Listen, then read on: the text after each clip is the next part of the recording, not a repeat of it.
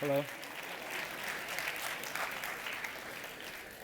Hi, my name's Fernando. I'm the founder and the creative director of Watch and DG.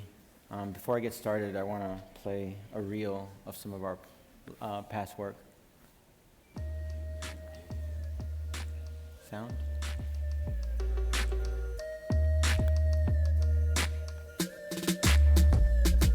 Wanna move into the fool's gold round with my pearls full of animal jewels.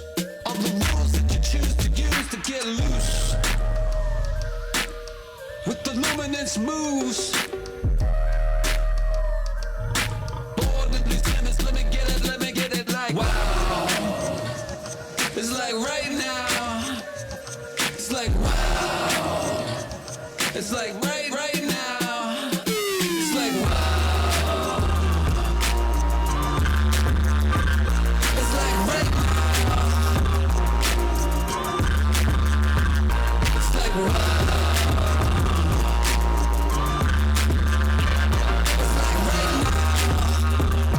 Oh wow. It's my life, your life. Live it once, can't live it twice. So nice, so nice. So look at the way, think you wanna get away. My friends, your friends. Living every day like it's just about to end. Another person in the wind, cause it's so hot fresh right now. Yeah, wanna get it like it's like right now. It's like wow. It's like giddy up.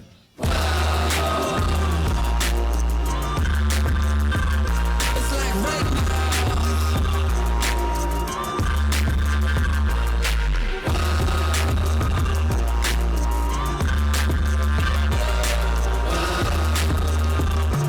Oh wow. It's your life.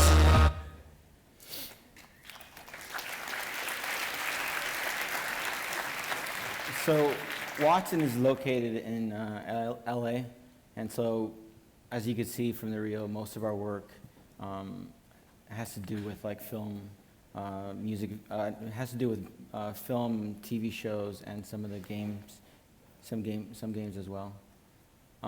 My talk is called Embracing Uncertainty. I've been doing this for a while now, so I'm hoping to share some insights and lessons I've learned along the way.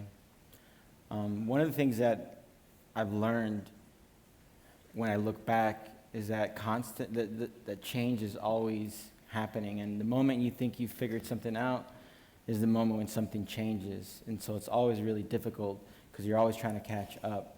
And so, to me, uncertainty looks like this. It feels to me like little ghosts are haunting my stomach, or those ghosts really represent like past successes and past failures. So they're always there, and I think it's important to sort of move past that fear so that you can discover new methods and new systems.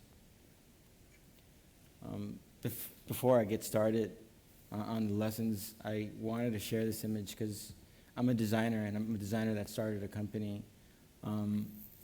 And I had, and my presentation might be geared more towards the designers in the audience. So I had early success early on before I started the company, and I won lots of awards. And winning awards is a good thing because it kind of gives you that confidence, but at the same time, it could be a really negative thing because you start to sort of rely on systems, old systems, and so you begin to repeat yourself over and over because you want those past successes. And it's important, I think, to show up to work and be very confident because you would, shut down as a designer when everyone's giving you certain feedback. But at the same time, you can't be so confident, or you can't be so trapped in your systems because you'll never grow and you'll stop listening. And so for me, about a year after this photo was taken, I was fired from the company that I was working with because I no longer could sort of listen to what they were saying. I didn't want to change specific colors, and they just sort of fired me. at that point. And so I had to relearn what it really meant to be a designer, that it wasn't just about design, but it was about many other things. And so my presentation is broken down into 3 parts. The first part is filmmaker influence, the second part is responding instead of reacting, and the third part is making connections. I was lucky enough to work on Cloverfield. It's really the first project that sort of launched Watson. But it was the perfect project for me because before this project, I was really sort of interested in design and color and layouts, and I didn't really have an interest in strategy, and this campaign is nothing but strategy. And I got to learn a lot from J.J. Abrams and how he approaches marketing and how he sort of creates mystery and how he thinks mystery is really much more important than knowledge. And so here's a quick video that he actually sort of explains it better than I do. The thing is that it represents infinite possibility. It represents hope. It represents potential. And what I love about this box, and what I realized I sort of do in whatever it is that I do, is I find myself drawn to infinite possibility, that sense of potential. And I realize that mystery is the catalyst for imagination. Now, it's not the most groundbreaking idea, but when I started to think that maybe there are times when mystery is more important than knowledge. I love that. I love that idea. I think it sort of really opened the way I approached marketing films. And it's really interesting because when you watch a movie, after you watch a movie, it could be the worst movie. But when you sit down in the theater and you're about to watch it, you're very, very excited. And he sort of markets everything in that excitement. And the way Cloverfield started was really super interesting. When the first poster came out, there was no title. It was just very mysterious. At the same time, the trailer came out as well, and there was also no name. It was just sort of like attaching J.J. Abrams to this film.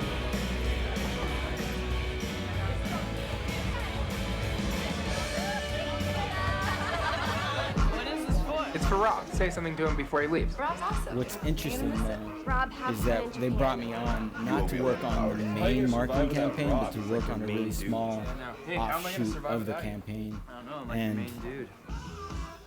it was very surprising when they told me what it was going to be, and you'll see right now. What was that noise?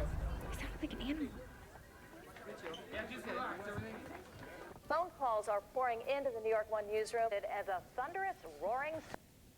So that shirt on the that logo on that shirt this guy is wearing is pretty much the campaign. And so when they brought me on, they're like, "Hey, we want you to make a website based on this shirt." And so at the time, it was kind of to me it was kind of shocking because I really wanted to work on a big website, but it was really a small sort of website. It was a small ask. They wanted me to develop like 3 sections for this like fake weird soft drink in the film, and at the same time, I think what they were trying to do is connect this title to J.J. Abrams. And around that time, there was a lot of bloggers, and they were always talking about what this movie was. And so it started to create that excitement and not revealing anything. And so I ended up building this website, which is not the greatest website, but it sort of captured what was going on around that time. And what we were doing is sort of listening to the blogs, and people were saying like, "Oh, I think it's about a monster that's a big giant robot." So they would ask me at that point to create all these illustrations of robots just to feed that excitement. And so this project actually became really successful at the time for me, and it kind of launched Watson in a bigger way than just like a 3-man studio, which it was at that time. And so I learned several things from that experience. I learned that a big part of design is strategy. I think in order for you to design something right, you really have to get to understand why you're doing it.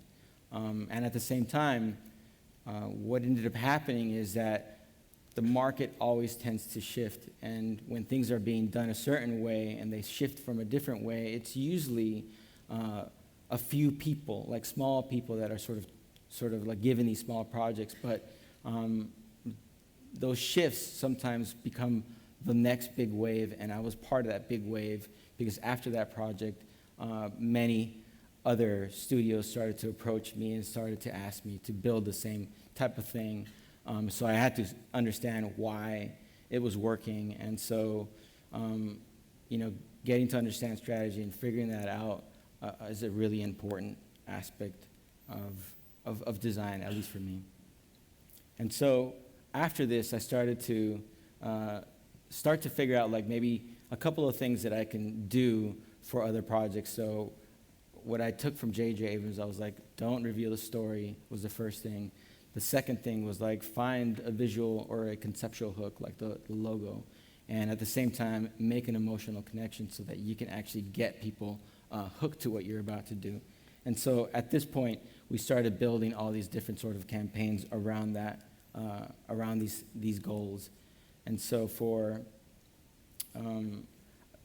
a Texas Chainsaw Massacre, instead of marketing what you would imagine would be just sort of some bloody sort of film, we thought, like, why don't we sort of make the chainsaw the icon of the website so that you can actually sort of rotate it and you can actually sort of either point it to a subject or it can actually be pointed to you, and so you're creating this connection, and at the same time, there's little video clips that hint at what the movie is, but it's not really giving away the film, it's sort of creating an excitement for what you're about to see.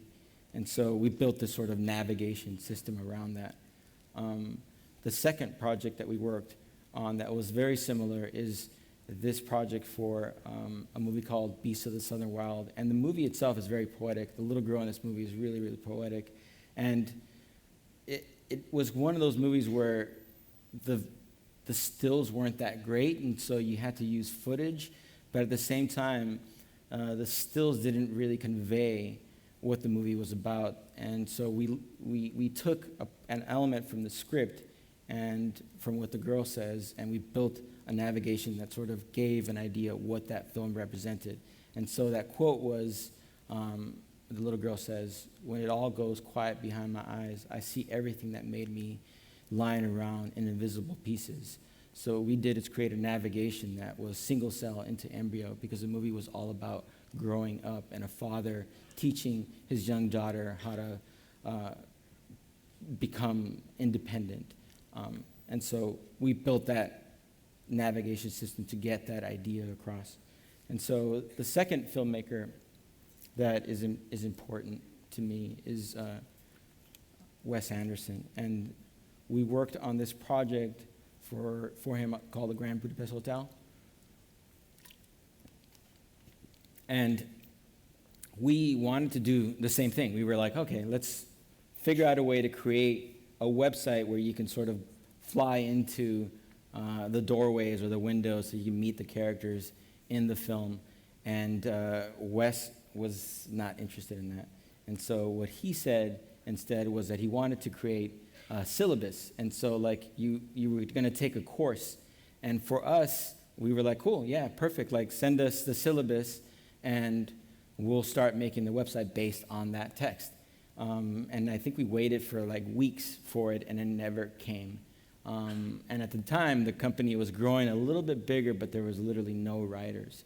And so another challenge, came to us this way, where we're like trying to figure out like how do we actually write the syllabus ourselves, because it's never going to happen. And it was one of the best things for us, because if he would have sent the syllabus, I'm sure it would have been like a one-page thing, where what we did is sort of write a syllabus that incorporated like a multiple pages and a bigger experience. And so what we did is take from his sentence, and we created a three sort of lesson plan. And this is the writing that our receptionist put together. And so we worked with the receptionist to put all this writing together. And what was really cool about it is that we went from writing this thing to conveying the subject matter in the movie in a really interesting way and still kind of revealing the plots to it in subtle ways. Like here, you'll see that the writing is kind of the instructor's notes, and those notes are hotspots that go to a specific memory that you can click on and you can get videos, and it became a really big experience. And if we wouldn't have actually taken this approach, I think the site would have never looked like this, and that we would have never learned how to actually write all these things. And of course, Wes being Wes, once he saw it, he did love the site, and he went back and tweaked the text. But pretty much the structure is stayed intact. And so we learned at this point, like, wow, we can actually do a lot more than create these little mystery things. We can now create campaigns that feel like they're part of the film itself. So we're now building something that feels very different from just marketing. And again, this site was very successful. Oh, maybe it's too long.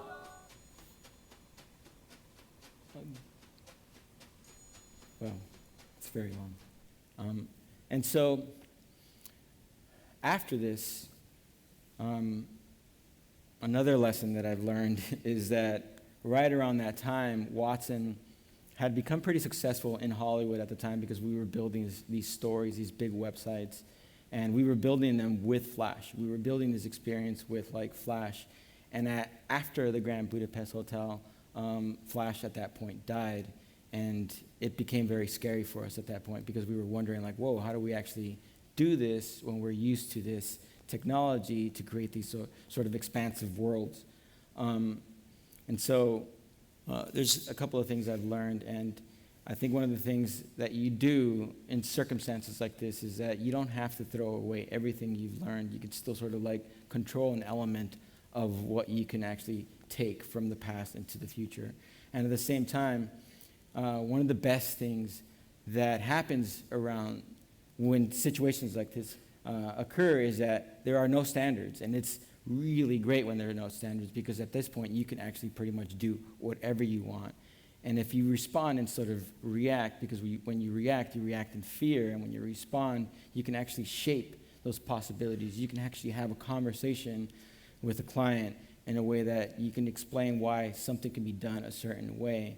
And around this time, there was a lot of Tumblr sites, but they were very flat Tumblr sites. And so what we wanted to do is create still a world around the film. And so we built a campaign for the Hunger Games that was a Tumblr site, and we sort of created a magazine that sort of had a lifestyle for that fictional world, and at the same time there was little plot points, but it was not heavy motion. And so we still sort of built something that we felt comfortable with at the same time as we were transitioning into this new technology. And one of the things that I always like to explain to designers is that I think it's really important to work in partnership, in tandem with developers. So for us, the developers around this time were also trying to figure out how can you actually move from Flash into HTML. And so we created these little cover pages that were very simple cover pages that allowed them to explore and sort of learn and catch up with the technology. And these are some of the covers for it. And eventually, we went from doing simple Tumblr sites into really expansive Tumblr sites as we learned and as the developers learned as well. And so we built all the campaigns for the Hunger Games, and these are all Tumblr sites. And so it was a big step from the magazine to these crazy different worlds.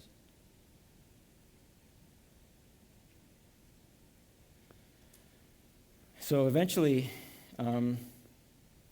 we went from here to building just a bunch of different websites, and we were getting back to sort of our ability to just tell these expansive stories in interesting ways as well. So here's a couple of websites that we built. Here's a recent, or about a year ago.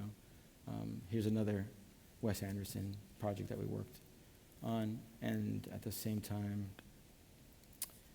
we worked on this little mobile site. So things then shifted again for us right around this time.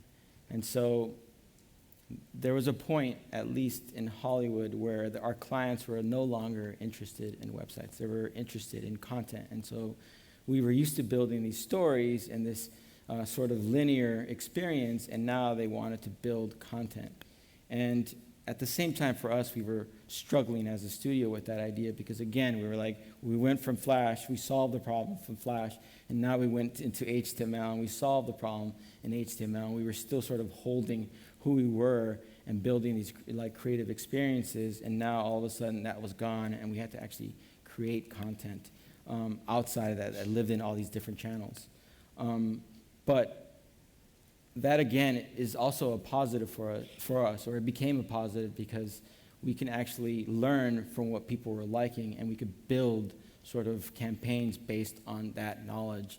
And at the same time, one of the things that happened around this time is that we could sort of be free from creating these navigation systems or these different structures or even like browser sizing. And so what we did is start to sort of create design just for the love of design.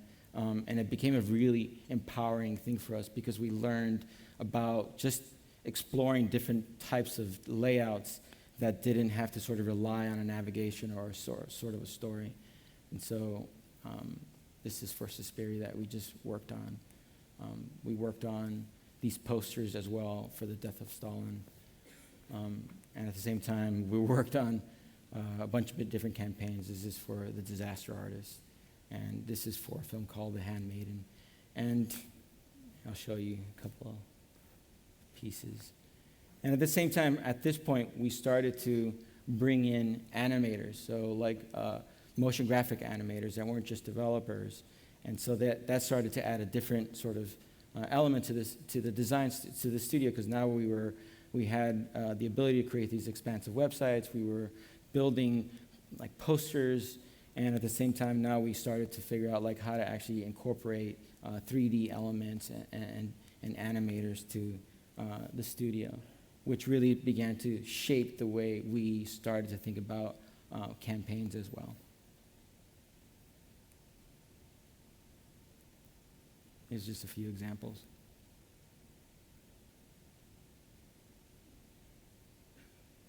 It's for Birdman.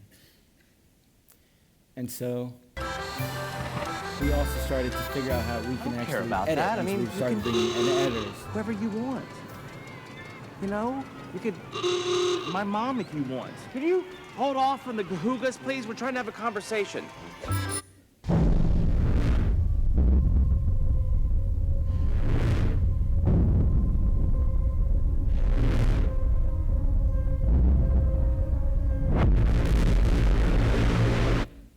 I feel like I need to wake up.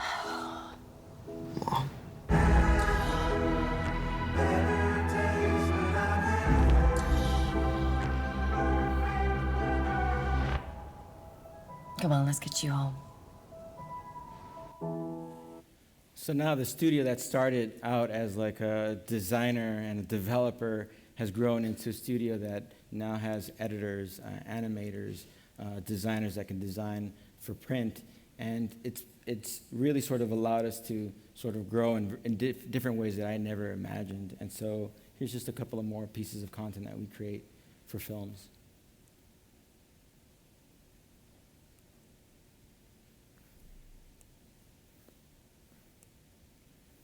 And this film brought another huge lesson for us because when we worked on Ex Machina, we built this social campaign and we created a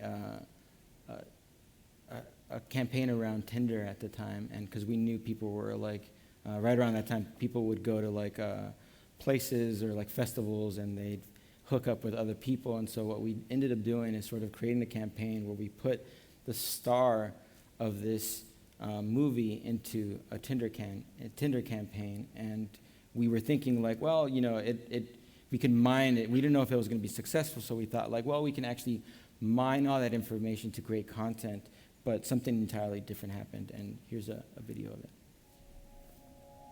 You are dead center of the greatest scientific event in the history of man. Do you know what the Turing test is? It's when a human interacts with a computer. And if the human doesn't know they're interacting with a computer, the test is passed. You're going to be the human component in the Turing test.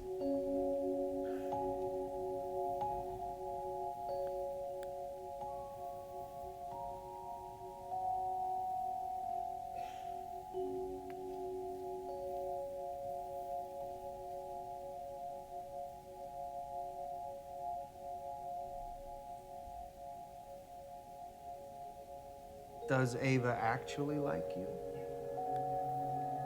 Or whether she's pretending to like you?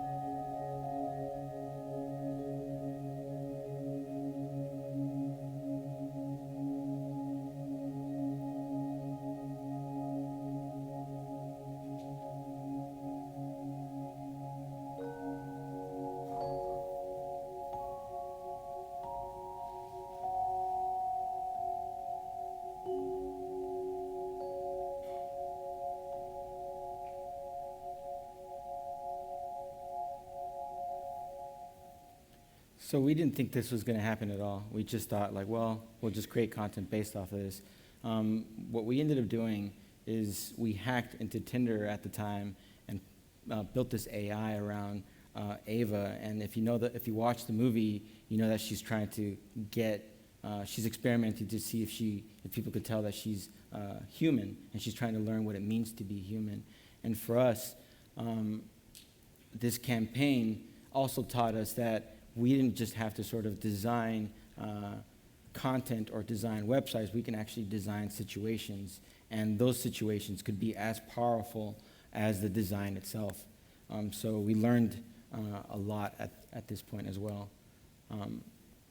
But after a while, after doing this, after doing websites, after doing the content, we started to realize, like, maybe what we could be doing is connecting all these things together to create a more expansive campaign. And so I think one of the third insight here is that when you step away from the things that you're doing, you start to realize the weaknesses and strengths of things, and you can then apply like a bigger sort of system to how you think. And so for us, we started to make these connections with all these different elements of what is considered digital. So that came in this project.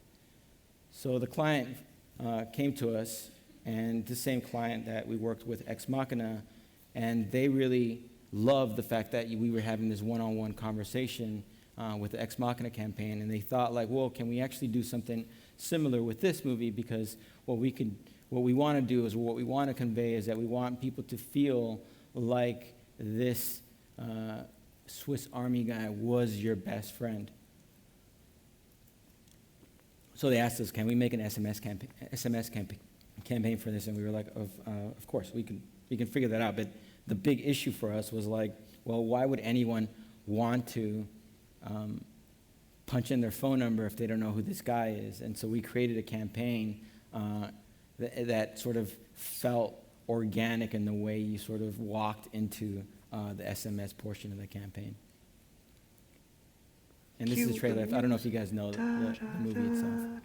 But Danny Radcliffe is dead, and he's waking up and learning what it means to be human, or alive again.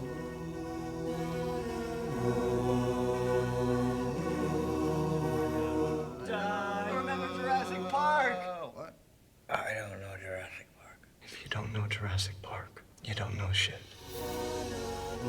What's my name? Laura Dern? Manny! And so what we ended up doing is figuring out, like, okay, now that we know how to do all these things and we want people to actually organically join this SMS campaign, what we did first is create an influencer kit, and we sent this to all these influencers.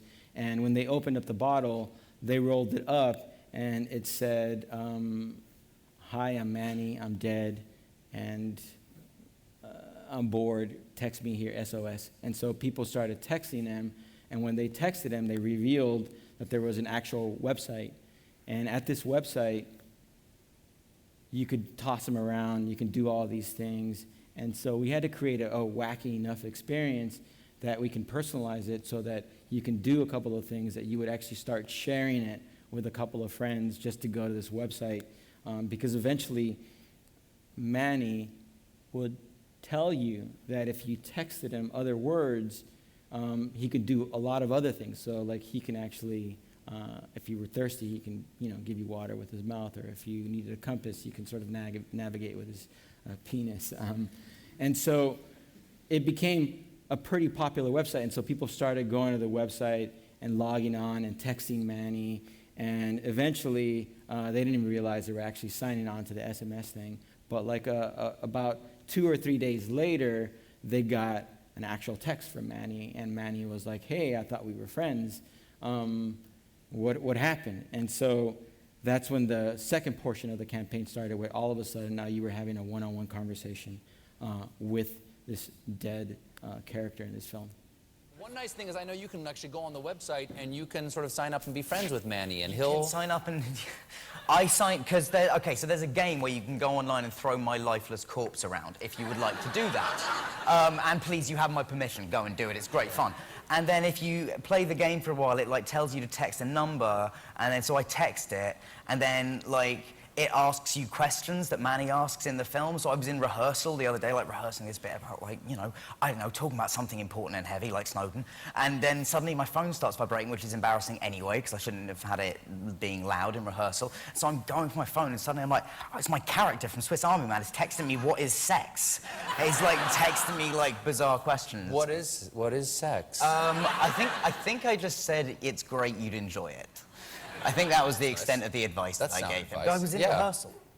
So what we did is start to take those moments and create additional components to the campaign. So when people were texting him, they were actually really having these like intimate conversations with Manny, and they were sort of responding to him in interesting ways.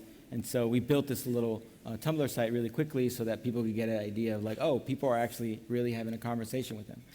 At the same time, there was a point where you were building a longer lasting relationship with Manny, and I think it was maybe the second or third week, he started to ask people like, are you hungry? And so people would respond to him like, of course I'm hungry. And he would actually say, well, send me your address and I will deliver a pizza. And so from there, people started sending them their address, and Manny started sending actual pizzas to some of his friends. And so we created another bigger sort of initiative at this point as well. And there was another one where all of a sudden you could call Manny and he would sing a song to you. So we started creating this longer lasting relationship with Manny in a way that was a one-on-one sort of conversation. And at the same time, we were creating content on the social channels to support and feed into the website so that it drives people back to the website and they begin that whole conversation again. There's a couple of pieces.